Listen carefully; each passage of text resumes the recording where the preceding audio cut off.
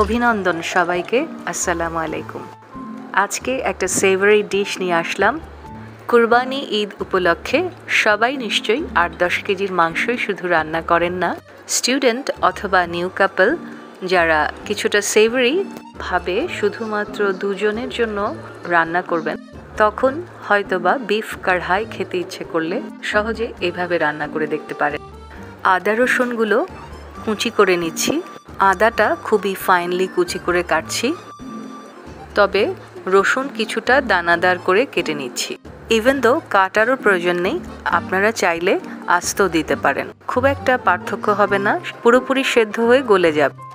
আজকে এই সেভারি বিফ কাড়হাইটা আমি দুটো পর্বে রান্না করব। প্রেশার কুকারের পর্বটা যদি স্কিপ করতে চান কিংবা আনকমফোর্টেবল ফিল করেন, তাহলে আধা ঘন্টার জন্য মাংসগুলো নর্মাল কড়াইতেই সেদ্ধ করে নিতে পারেন। সময় সাপেক্ষ বলে দেখানোর সুবিধার্থে আমি প্রেশার কুকারেই 15 মিনিটের জন্য বয়েল করে নিয়েছি। যে গোটা মশলাগুলো আমি এখানে ব্যবহার করব সেগুলো তো দেখতেই পেলেন। বড় এলাচ না থাকলে ছোট এলাচ দিয়েই আর পর্বটা সেরে নিতে পারেন। আদা রসুন পেস্টও আমার আগে থেকে করা ছিল, আমি সেটিই নিয়ে নিচ্ছি। পেঁয়াজ কুচি যতটা সম্ভব দেওয়ার চেষ্টা করবেন। বড় বড় টুকরো করে দিলেও প্রেসারে সিদ্ধ হয়ে যাবে। আদা রসুন বাটার মধ্যে আদার পরিমাণটা আমি কিছুটা বেশি রেখেছি। আলাদা করে বেটে অথবা পেস্ট করে যে কোনোভাবেই দিতে পারেন। হালকা টস করে মিশিয়ে নিচ্ছি। গোটা মশলাগুলো এবারে দিয়ে দিচ্ছি। তেজপাতা, দারচিনি, লবঙ্গ, গোলমরিচ, মিষ্টি জিরা, শাহজিরার মিশ্রণ, জায়ত্রী একটা টুকরো, 1/3 কাপ রান্নার তেল দিয়ে দিচ্ছি। ইচ্ছে করেই আমি আজকে সরিষার তেলে রান্নাটা করিনি। সবার কাছে হয়তো নাও অ্যাভেলেবেল হতে পারে, তবে থাকলে দিয়ে রান্না করতে পারেন। রান্নার ফ্লেভারটা অনেক কড়া আসবে। এবারে সব কিছু ভালো মতন মিক্স করে প্রেশার কুকারে দিয়ে দিচ্ছি। 3 টিস্পুনের মতন লবণ দিয়ে দিচ্ছি। পানি দিয়ে দিব 2 কাপ। ওটা ঢেলে দিয়ে প্রেশার কুকারের মুখ বন্ধ করে দিলাম। প্রেশার কুকারে শুধুমাত্র 15 মিনিটের জন্য আমি কুক করে নিচ্ছি। যেহেতু আমি হাড়, মাংস, চর্বি সহ রান্না করছি, তাই 15 মিনিট রেখে দিচ্ছি।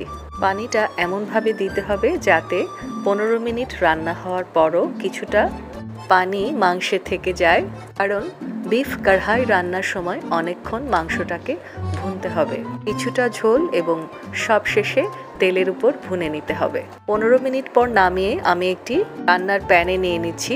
রসুনটা ঢেলে দিয়েছি। স্পেশাল মশলার গুঁড়ো দিয়ে দিচ্ছি 1 টিস্পুন।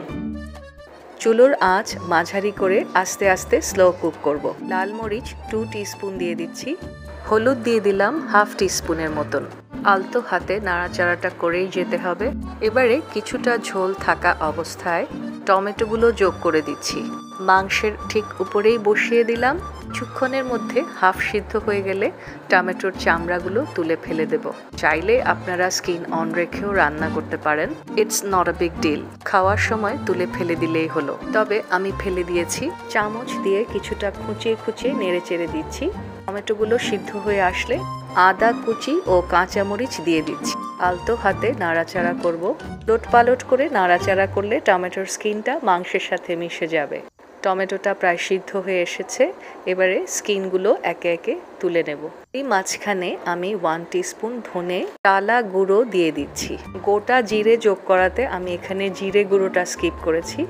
জিরে গুঁড়ো আপনাদের পছন্দ হলে তাও যোগ করতে পারেন। টমেটোর স্কিনগুলো একদম আলতো হয়ে উঠে আসছে। গরুর মাংসের রান্না করার এত রকমের পদ্ধতি রয়েছে, আশা করছি আপনারা সেখানে হারিয়ে যাবেন না। স্টুডেন্ট বন্ধুরা যদি আমার রেসিপিটা দেখে থাকেন, তাহলে আপনাদের রিয়াকশন আমাকে অবশ্যই জানাবেন। আর নতুন কাপলরাও শুধুমাত্র দুজনের জন্য ট্রাই করে দেখতে পারেন। তবে মাংসের মধ্যে সব মশলা মাখিয়ে তেলের মধ্যে বেরেস্তা করে গোটা মশলা দিয়ে তারপর মাংস ছেড়ে দিয়ে ভুনা করে যে রান্নাটা আমরা বাঙালি পদ্ধতিতে করে থাকি, তারপর প্রেসারে দিয়ে রান্না করলে তেলে ভুনার বিষয়টা এভাবে থাকছে না। আর এখানে গোটা মশলা যোগ করার কারণে মাংসের ফ্লেভারটা অনেকটাই চেঞ্জ হয়ে যায়। 15 মিনিট প্রেসারে আর 15 মিনিট ভুনতে ভুনতেই মাংসটা রান্না হয়ে যাচ্ছে। আলু আমার পরিবারের হট ফেভারিট, তাই না দিয়ে পারলাম না। যদিও বিফ কড়াইতে আলু দেয়া হয় না, স্টুডেন্ট বন্ধুরা আলু খেতে চাইলে এভাবে দিতে পারেন। কেমন লাগলো জানাবেন, সহজ মনে হলে একবার চেষ্টা করে দেখবেন। দুর্দান্ত এই বিফ কড়াই আমি আমার নিজের ভার্সনেই তৈরি করে ফেললাম। স্পেশাল মশলার রেসিপিটা আমি আমার ইউটিউব অ্যাকাউন্টে নতুন যোগ করেছি, আশা করছি আপনারা দেখে নেবেন। আপনার কাছে গোটা মশলা যদি নাও থেকে থাকে, শুধু স্পেশাল মশলার গুঁড়ো দিয়েও রান্না করতে পারবেন। আল্লাহ হাফেজ।